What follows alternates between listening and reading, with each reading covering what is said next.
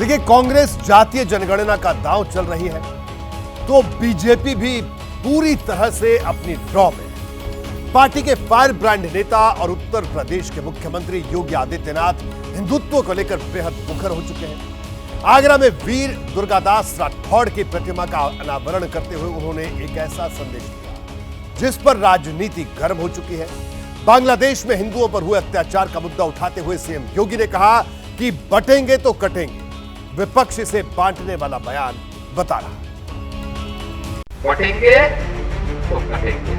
आप देख रहे हैं ना, बांग्लादेश में देख रहे हो ना, वो गलतियां यहाँ नहीं होनी चाहिए। बटेंगे तो कटेंगे, एक रहेंगे तो नेक रहेंगे। क्योंकि जो मुख्यमंत्री की सीट है वो अनकरीब उनके पास से जाने वाली, तो इसीलिए वो बीजेपी को पैगाम दे रहे हैं क्या बटेंगे तो कटेंगे। कौन बांट रहा है देश को?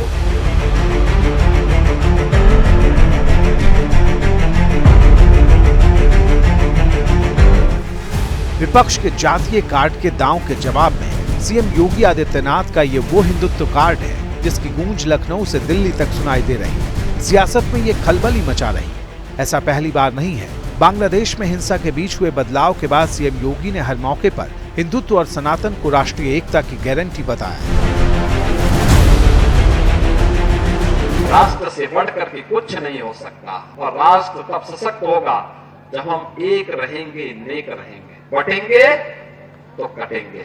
उनको फिलिस्तीन दिखाई देता है लेकिन बांग्लादेश नहीं दिखाई देता। उनको दुनिया के अंदर अन्य जगह दिखाई देती है लेकिन बांग्लादेश नहीं दिखाई दे रहा है, क्योंकि वहां मंदिर तोड़े जा रहे हैं और हिंदू मारा जा रहा है। इससे पहले क्या था कुछ भी पता नहीं था, और इसीलिए हम कहते हैं इस धरती का और खासतौर पर भारत का एक ही धर्म है, वो सनातन धर्म है। जब तक भारत का मूल सनातन हिंदू समाज मजबूत है, भारत की एकता और अखंडता को दुनिया की कोई ताकत चुनौती नहीं दे सकती। लेकिन जिस दिन ये एकता खंडित होगी उस दिन भारत को फिरके में बांटने की विदेशी साजिशें सफल होती हुई दिखाई देंगी। मुख्यमंत्री योगी आदित्यनाथ चाहे अयोध्या में रहे हों या आगरा में, चाहे बरसाना में हो या फिर मथुरा में, हर जगह हर भाषण में इन दिनों सनातन, हिंदुत्व, हिंदू और राष्ट्रीय एकता के लिए हिंदू समाज के मजबूत होने की अपील उनके भाषण का हिस्सा है।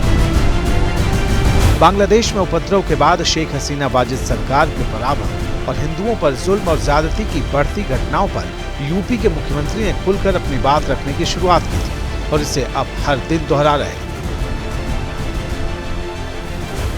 अब सवाल है कि क्या ये बयान एक बड़ी रणनीति का हिस्सा है जिसका मकसद विपक्ष के पीटीए कार्ड का जवाब हिंदुत्व कार्ड से देना है, जिसका मकसद मंडल के सियासत की धार को कमंडल से कुंद करना है। याद करना 1947 के पहले बांग्लादेश भी भारत का हिस्सा था। हमें ये नहीं भूलना चाहिए। सबको वर्तमान की इन चुनौतियों को देखना पड़ेगा। भले सीएम योगी आदित्यनाथ बात 1947 के पहले से शुरू कर रहे हों, लेकिन इसका एक छोर 2027 के यूपी विधानसभा चुनाव से भी जोड़कर देखा जा रहा है, क्योंकि 2024 के आम चुनाव में बीजेपी को सबसे बड़ा झटका यूपी में ही लगा, जहां विपक्ष का पीटीए कार्ड बीजेपी की रणनीति पर बीज साबित हुआ। यही वजह है कि भारतीय जनता पार्टी की नई तैयारी और आक्रामक रणनीति से विपक्षी दल सावधान दिख रहे हैं।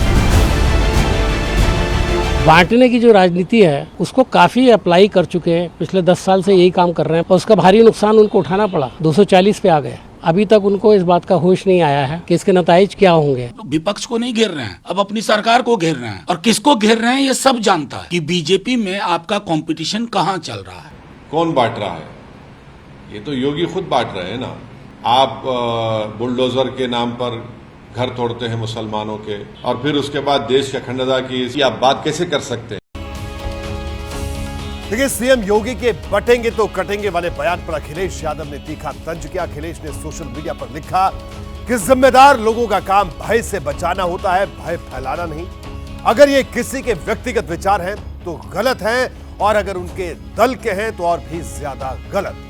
अखिलेश यादव ने इसे निंदनीय बयान भी करार दिया है।